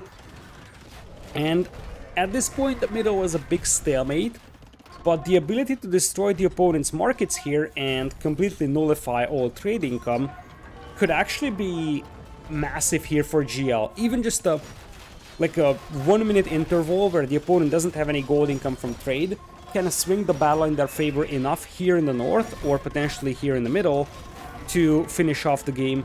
Now these Trebs most likely have Warwolf as well. They are trying to take some shots on the Trebs of DauT over here. Viper comes in with some more bombard cannons as Bar's team loses another castle here on the left side. To the north, Nili is slowly growing up with castles, with the final defensive castle standing here for Valas. Valas now is in a tough spot because he just can't produce any military that's actually like very useful immediately. He's going to go elephants now. He was going for light cap for most of the time. If he can tech into elephants, that could be great, but I don't think that he has managed to get Chatras for his elephants. He actually did. In this case, this could work for Valas. If he can get a decent amount of elephants out, that could be pretty decent, and he technically is floating quite a lot of gold, but look at the housing. Because of those siege rams, he's actually losing his houses. And he just can't pop out the elephants because he's housed. Valas is housed, and even more important, as I said, their team now have a completely idle trade because these markets went down. Now, in the Black Forest community, it is actually advised, or this is something that a lot of Black Forest players say, that if you play Black Forest, you want to have a select all trade cards hotkey, especially exactly for these situations, that you don't have to like select all of them one by one. You just select all trade cards and then retask them on another market. Regardless, this angle is a completely new one here for Viper's team to push, and this will allow them to just keep pushing those markets back more and more. GL's team is actually having a very, very good trade over here, so they get 99 gold per trip for a trade card. Other side, it's 96 right now. And it's going to stay like that because it looks like the trade cards won't be going for this market for long. But slowly but surely GL is grinding forward in this one. Overall populations, you see Valas is actually pretty low, 160. He's got the resources to do a decent amount of army though. Or does he? He's sort of out of food, out of gold. And at this point, let's see, are we having trade card numbers here? Not really. So we can't tell how many trade cards do we have. Might be over here. Yeah, here. This is actually a good one. So Valas is at 38 trade cards right now. That's decent, but it's not going to be sufficient for like a mass flood of elephants, that's for sure. Nili is at 70 in contrast. TaToH is at 92 trade cards and 41 only for Slam. I think just by looking at the trade card numbers, it starts to become obvious why GL is leading in this one. The amount of extra gold that they can operate with is massive, I would say. As now Viper starts crawling forward with some bombard towers over here, as his bombard cannons are trying to finish off the trebs of his opponent alongside that TC as well. This bombard tower is most likely gonna go down, but now GL has spawned inside the trade of the opponent, and look at that, all the markets have to be deleted and rebuilt somewhere around over here. Yeah, they have to rebuild it over here, but that's going to be a very, very inefficient trade, probably like 50 gold per trip or so. So from this point on, Gamerlegion is gonna have a massive gold income advantage, and they can turn it into, once again, camos for DauT. Something that we haven't seen for quite a while, but if he reappears on the field with camos to deal with the elephants from Bo3, then I don't really know what Bar's team could actually do in this situation. because it very much seems like they are slowly getting grinded down. GL.Nili doesn't want to run into the halberdiers with those paladins over there, but it very much seems like it's just gonna be a matter of time until these castles start falling, and these markets will also be in danger.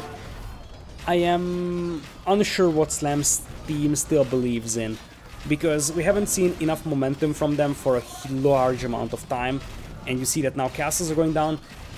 Bars was going exclusively longbows, which means that if he loses the castles, he's gonna have like zero potential to rebuild his army.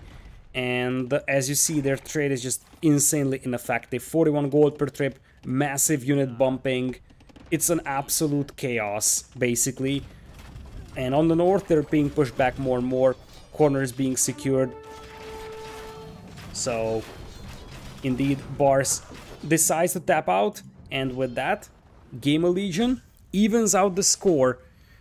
Basically, it's hard to say where this went really well for Gamerlegion, but I would say probably the fact that they could knock Mo3 out of the game for a long time. Like, Mo3 was basically a non-factor for quite a while because GL.DauT had a so good raid on him. That raid from GL.DauT actually might have been the game-winning move, because that, as I said, allowed them to just play sort of a 4 versus 3 over there. Quickly looking at the stats, if you take a look at this dip, I think that is fairly obvious that that's where Mo3's eco basically collapsed for a long time, and you see that he was basically unable to contribute to the army for a good 10 minutes or so game time, and this is what allowed Viper to sort of gain an advantage over Bars, and that allowed TaToH to switch into Eagles. So it was a complex game. I don't think there was any move that sort of completely decided the game by itself, but if there would be any, that would be GL.DauT's move over here. But as I said, it was more complex than that. The trade profit was way better for Gamerlegion. All of them at least 13,000, but usually a lot more than that. TaToH with 36,000 trade profit, 51,000 gold overall. The gold income for Gamerlegion was just light years ahead compared to that of their opponents. Now, the question is... oh no, I won't be able to jump back inside the game for that onager shot potentially, because I would need to rewind the entire game over here. So, well, it is what it is. We missed that, but it happens. It always happens in a 4v4 that you miss something. It's impossible to pay attention to everything. I apologize for that.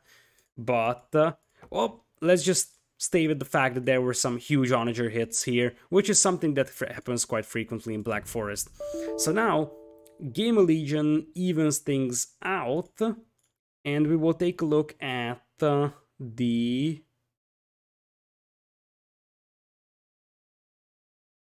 civilization draft here real quick. Vietnamese are gone for Bars's team, so are Khmer, Britons, and Teutons. Other side, Gamerlegion loses their Aztecs, their Saracens, their Franks, and their Portuguese. So they're left with Koreans, Persians, Ethiopians, Spanish, Byzantines, Burmese, Huns. Spanish is a likely pocket choice alongside Ethiopians, and you're probably going to do something like Koreans, Byzantines, or Burmese flanks. Other side, Slav's pocket is basically guaranteed, and the other pocket is either going to be Tatars for Kashik or maybe Burgundians.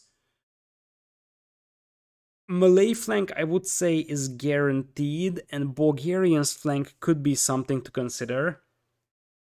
But honestly, with siege onagers available for Sicilians, we might even see Sicilians being a civilization picked for pocket.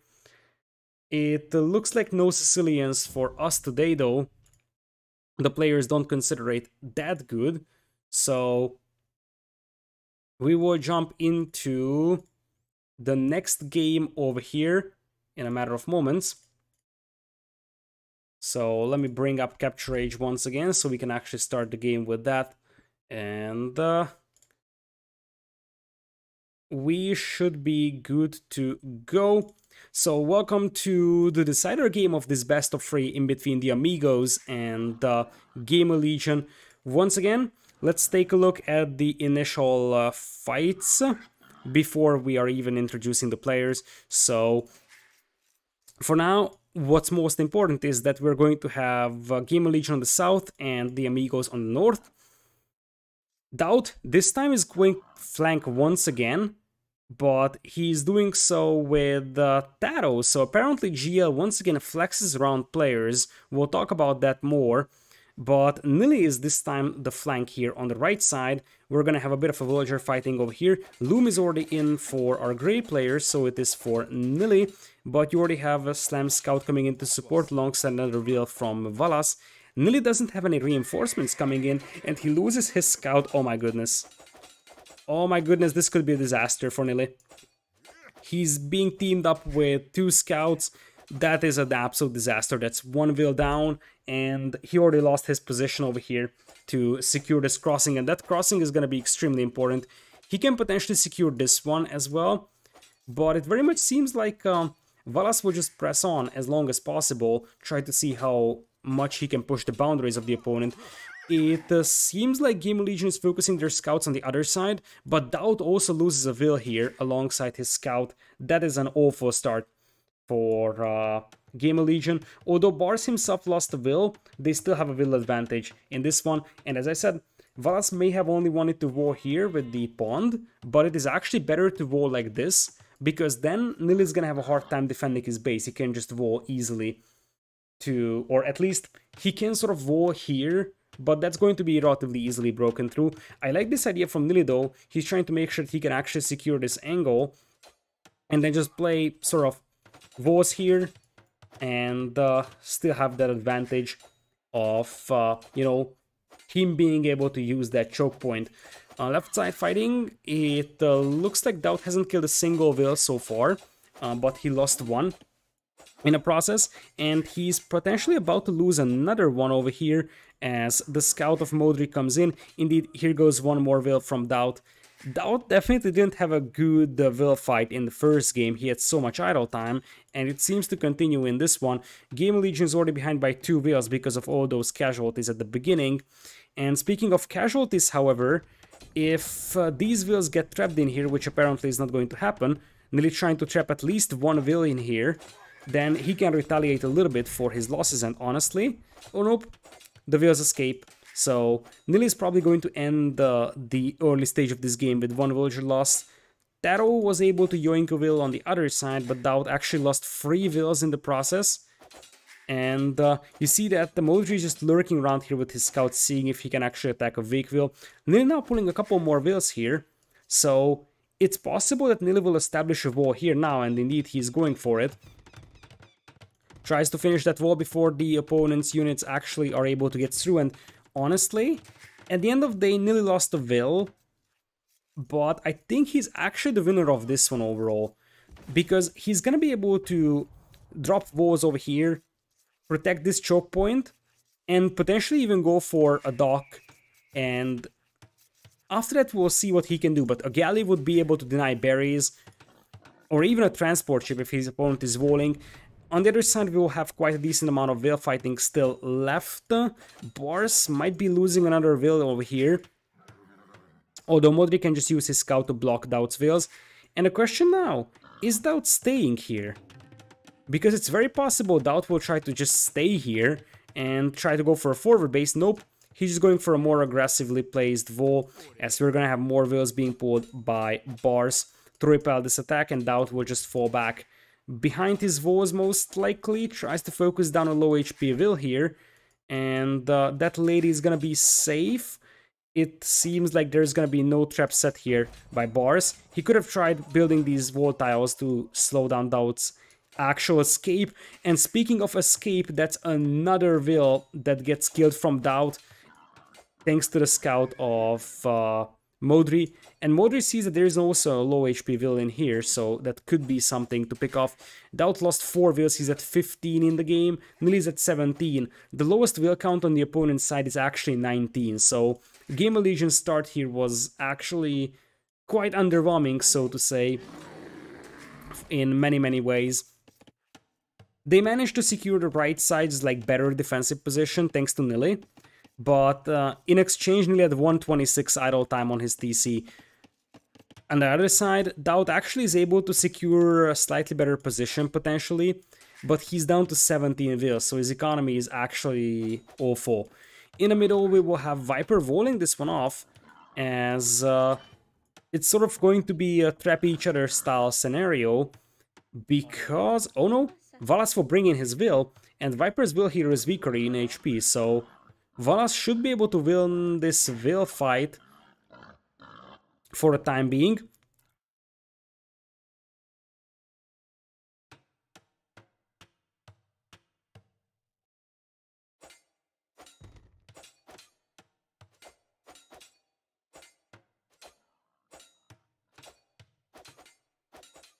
As expected, Valas would technically win that Will fight, but Viper will just go for a quick walls, and this will mean that Valas will have his Will in here. He can finish the walls, and there is apparently some more Wills being pulled in here. This is a very chaotic setup, because technically Viper's Will is on Valas's side, and oh, Viper just trapped the Will there from Valas.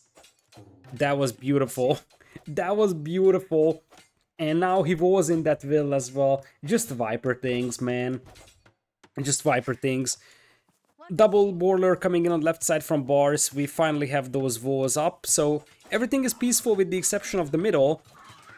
This middle actually has 8 boars. 8 boars over here for Slam. And also 2 bears. So they will have to kill those bears with the scouts. Because otherwise the bears will just aggro and that Will still doesn't have loom. I don't think that you want to lure in a boar with that Slam.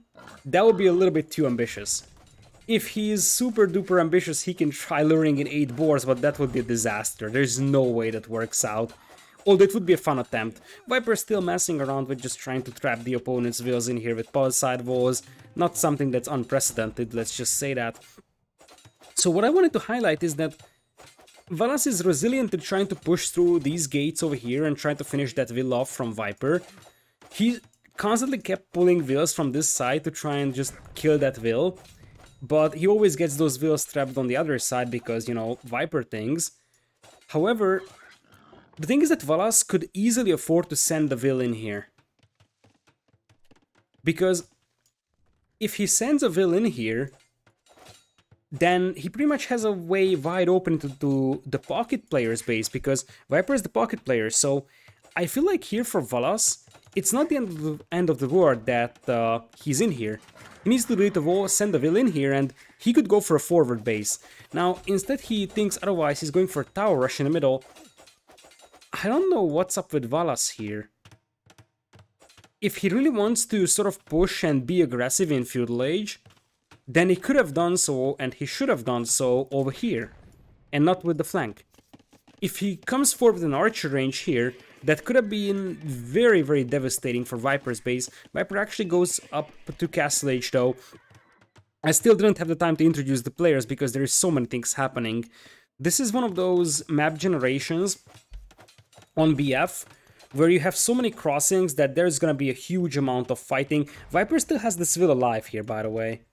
This guy is just impossible to be killed. Anyways, villager counts are dead even, and now we can actually introduce the players after 15 minutes.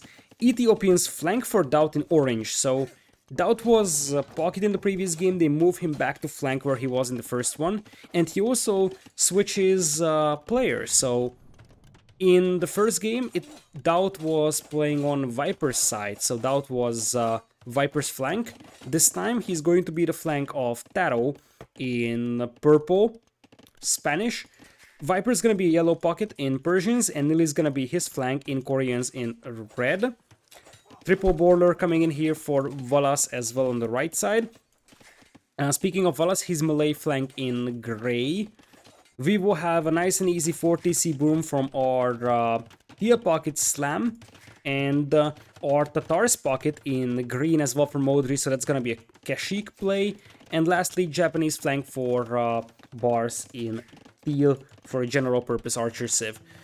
we are going to have TaToH dropping a castle, though this is not something that the team of Bo3 may have expected, because with Spanish Pocket you probably just want to boom and go for Paladins. Viper, that will never die, and Viper just keeps adding random gates in here to block the movement of those vills. So, look at what Wallace is doing. He's like, okay, whatever, I'm gonna stonewall this, so this villager never gets out this way. And at some point, I'm gonna be able to kill that vill. Now, Viper already comes in here with a knight to try and bash his way through these walls. It is basically just idling free vills here from Wallace, though. That's all this does.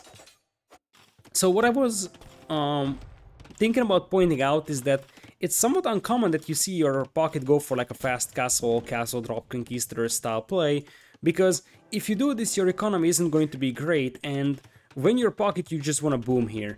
Now, speaking of booming, this is not something that Wallace is gonna do either. Wallace is the only player that hasn't picked up to Castle Age yet. He tried to go for a tower rush, but he sort of underestimated Nili's ability to defend here, and more importantly, he underestimated Viper from bringing in the knights. Now, we have to point out, as I said, that because TaToH is going for a castle drop and Viper is actually delayed... Viper. Look at Viper. This vill actually did like all this quick walling, and every single vill of Wallace is actually trapped in here. Like, this is Viper's Policide tile that just prevents these vills from coming out. It is just absolutely ridiculous what Viper is doing. Regardless, what I want to highlight is that what Wallace is achieving with this one is that he's delaying Nili and the Viper at the same time as well. So, if you add it to the fact that TaToH went for the castle drop and he is at 48 eco, which is decent, but if you compare it to the other pocket, 64 already for Slam, that's brutal. And yes, finally Wallace loses his vills over here on the gold mine thanks to the conquistadors of TaToH. And Viper still has a forward vill. So, oh, they break through. They have broken through over here on those walls. Those were only single layer policides, and now the knights from Viper are coming in. Demos from Wallace in an effort to try and stop that castle. Nili goes for a castle drop and war wagon play. So GL is playing very, very aggressive here. This is a risky play because if Wallace is just dying slowly and it looks like he's going to relocate, I like this decision. He needs to relocate and go for stone walls. His entire, like, the only goal of his existence right now is to delay both Nili and Viper, and just wait until Slam arrives with the Hub and Siege. And when that happens, GL will have no answer to that. So Slam's boom here is extremely strong, and Bo3's boom is also far better than the other pocket's boom. So as things stand, the Amigos have a massive, massive eco lead here, and that boom is eventually going to be successful. Nili is going petards, so I think he just wants to petard rush that TC down so they can progress onwards a little bit more. Still, as I said, it's all about the delay tactics, so as much as it looks bad that Wallace is actually, you know, still feudal age and is very, very slow at relocating his base, the thing is that he has delayed Viper quite heavily. Viper made quite a lot of knights, Nili was delayed quite heavily, and TaToH wasn't booming that much either. Now he's up to 3 TCs as well, make it even 4, and Viper's gonna go for 5 TCs with Persians. So he's gonna try to catch up, but I feel like that might be a little too late already, because Slam's at 92 vills. We're getting to the stage where Slam could start thinking about clicking up, and what would Nili's team do versus Habadir Siege Ram? It's a mystery to me. And, oh, Nili didn't have enough petards. Nili was missing 1 petard over here, that's why he couldn't finish the TC before Castle Age hit. Now, obviously, he either didn't have the resources, or he just miscalculated the amount of petards he needs, but that could have been a TC denied, or like a Castle Age denied, or at least delayed. Wallace is now up to Castle Age, which allows him to start building this TC before this one goes down. As I said, Wallace is not gonna be a factor anytime soon. He just needs to sort of start booming back into this game and hope that his teammates will start snowballing this one, and that's going to happen soon, because as I said, first to Imperial is going to be Slam by a massive margin, and Halberdier Onager will just go straight in here to... Honestly, I think you go Hob and Onager and go try and cut here, because you want to hit Viper, who is probably the more dangerous cavalry player right now, because TaToH went for the castle drop, his eco is not as strong as Viper's is. So Viper's at 86, TaToH's actually at 83.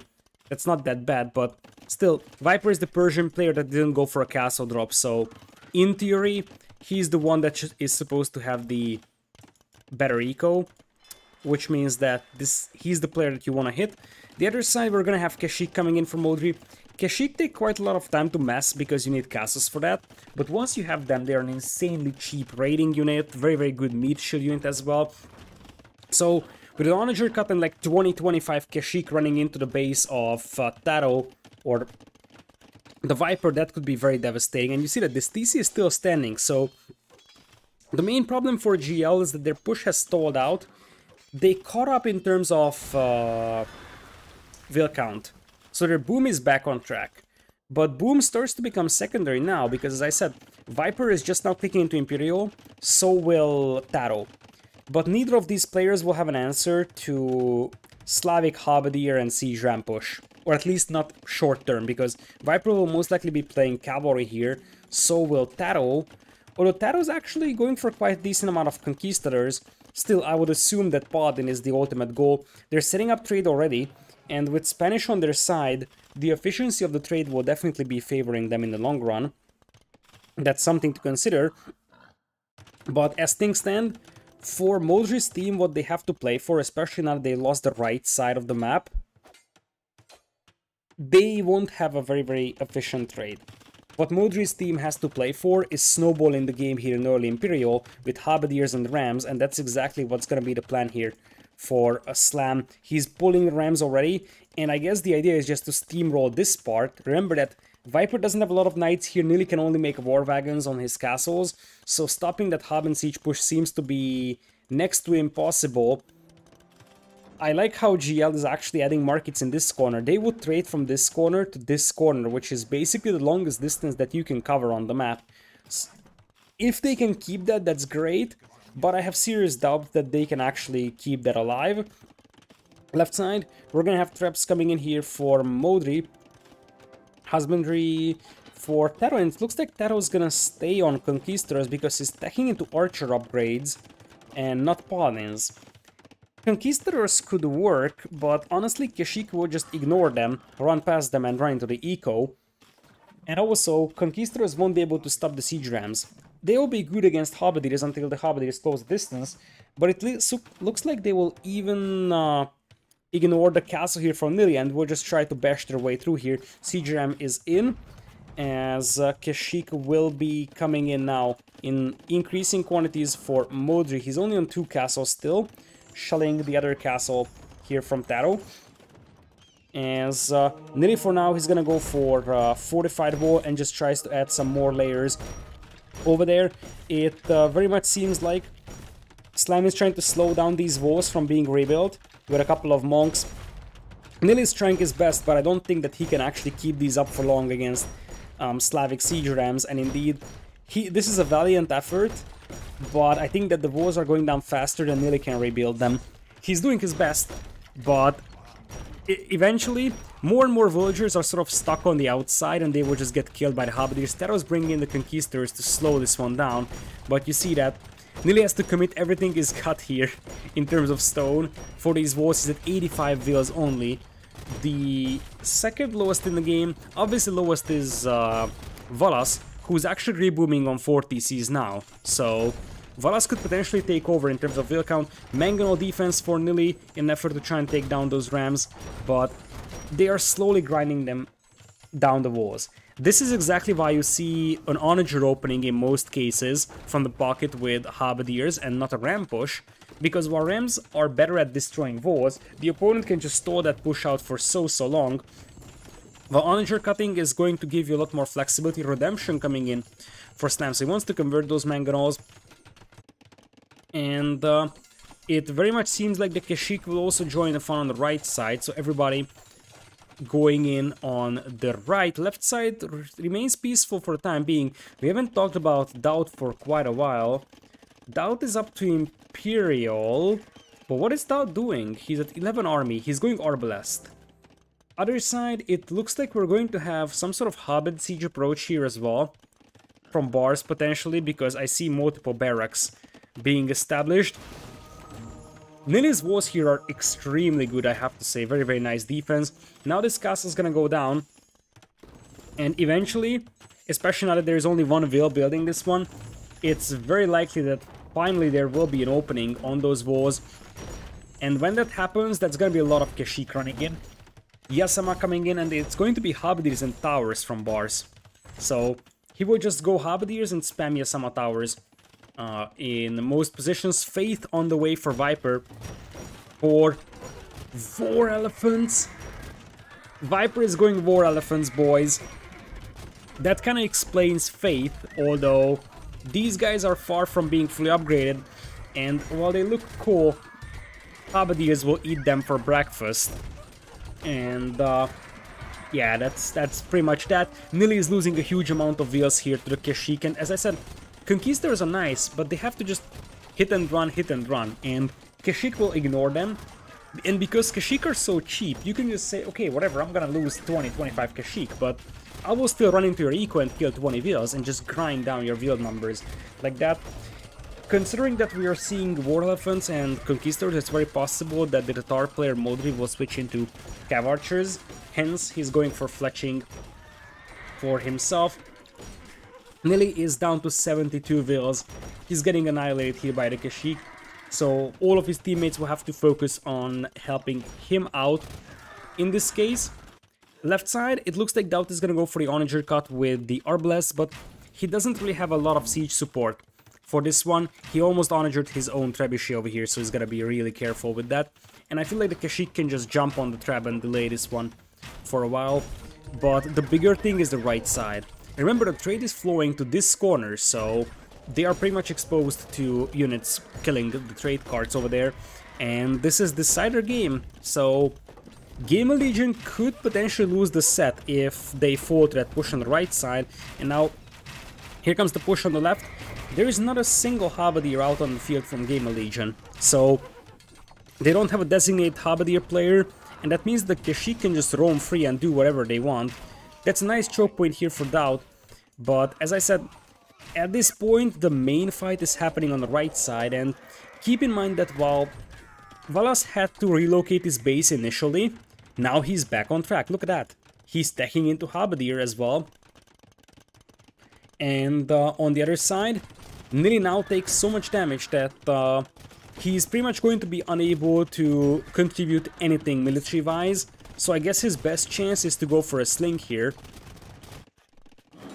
Left side, Kashyyyk are slowly pushing in, and as I said, Kashyyyk are perfect arrow sponge. 160 HP, 7 pierce armor, and a very, very cheap cost allows them to just soak up so much arrow fire and just allow your teammate to secure positions with these Yasama towers.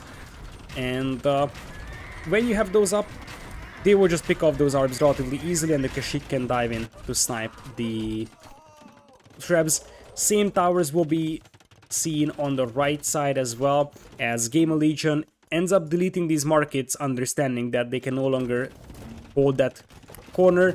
And now Slam comes in here with the Onagers, a little bit mispositioned, so the Elephants might actually get a kill or so. But the bigger deal is now that it is a 4 versus 3, 200 army versus 130 overall. Army value is actually pretty close, because TaToH's got a fairly expensive army. Viper's units are actually very, very expensive overall. So sure, he's only got 19 military, but 16 of those are elite War Elephants. Are they elite? Yeah, they are elite. But still, keep in mind that this momentum is very, very big right now for the team of bars. This Arbalest plus Elephant push here could be really scary on the left side, but if Viper is only focusing on the left, then the right side might collapse. In fact, even if Viper brings an army to the right side, it may still collapse. Bo3, he only went for fletching, so it looks like he changed his mind. He no longer wants to tech into Cav Archers. Viper actually got all the Monk techs that he could have gotten for those elephants to prevent any unwanted conversions, but that's a big Onager hit over here, and as I said, Kashyyyk and Siege Onager here seems like it's going to be reasonable to hold this one. Onager could get another one in, DauT tries to run away. The edge of that group is being caught by the Onager. That's a big one. So, oh, another big. Oh, beautiful. Beautiful, beautiful Onager hits over there from Slam. And yeah, that sort of compensates for the ones that I missed in the previous game. And the thing is with War Elephants is that they sort of just die to Onager and Halberdier. Obviously, a lot of Halberdiers will be killed by friendly fire here with the Onagers, but it doesn't matter because Halberdiers are cheap and elephants are expensive. So, left side, now I see Bars's team pushing forward more and more as Viper is going for hoardings to keep his castles alive. But, as I said, Nili's base has been destroyed, so he needs quite a lot of time to reboom over here. He's trying to do that in the southern corner, but in both sides, Slam's team is actually inching closer and closer to the trade. You see that the trade is actually flowing to these markets here for Gamerlegion, and those conquistadors could all go down to like one big Onager hit. And if that happens, there will be nothing that stops this push here.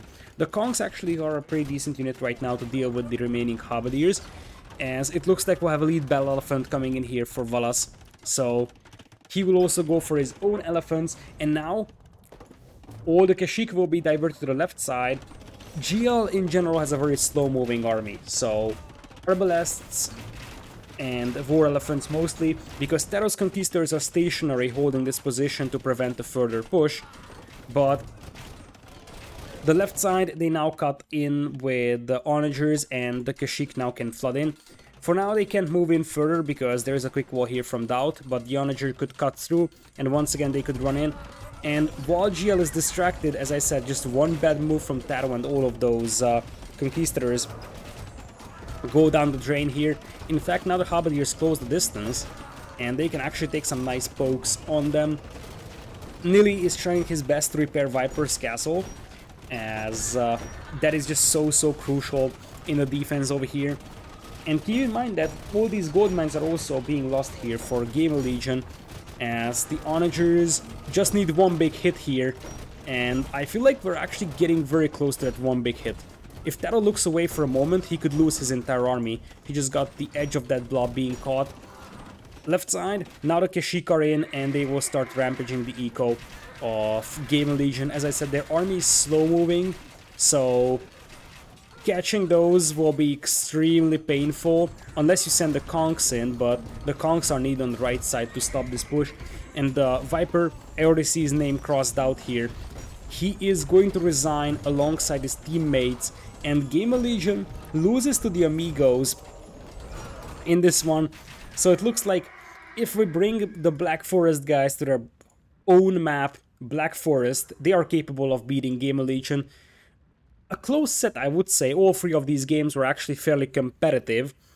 In this one, I think the key was that Valas was able to delay both Nili and the Viper. And I wasn't really a big fan of TaToH's castle drop either, because the thing is that, as I said, I think with a pocket, especially when you all have all those choke points walled off, it's better off if you are just booming, and we could see the result of that. That Slam just had a completely untouched boom, same for Bo3, and they could just unleash death and destruction on a sort of unprepared Viper and Nili, because Viper and Nili had a good initial momentum over here, but that sort of disappeared. They sort of finished off Valas, that's true, but they actually sacrificed a lot of their economy doing so, so they were set back quite heavily by Valas, and as I said, at the end of the day, the key was that the push started a lot faster from Slam and Bo3 compared to Viper's side, and fully boomed Slavs and Tatars in pockets is hard to beat on Black Forest. And with that, as I said, the Amigos win this show match. As I said, I think the prize pool was $500. I'm going to check it out, actually, just to confirm. So hold on for a moment. But it was more about the quality of the games, and it was more about, the actual Black Forest setting. I think it's interesting to see how pro teams play Black Forest. So I would love to see some other pro teams being brought into BF events or BF show matches as well, because it gives a nice variety to the game all the time. So prize money is $500, winner takes it all. So that means that the Amigos, Bo3, Bars, Valas, and Slam take the prize pool over here and the pride of beating Gamerlegion in a best of 3 Black Forest set.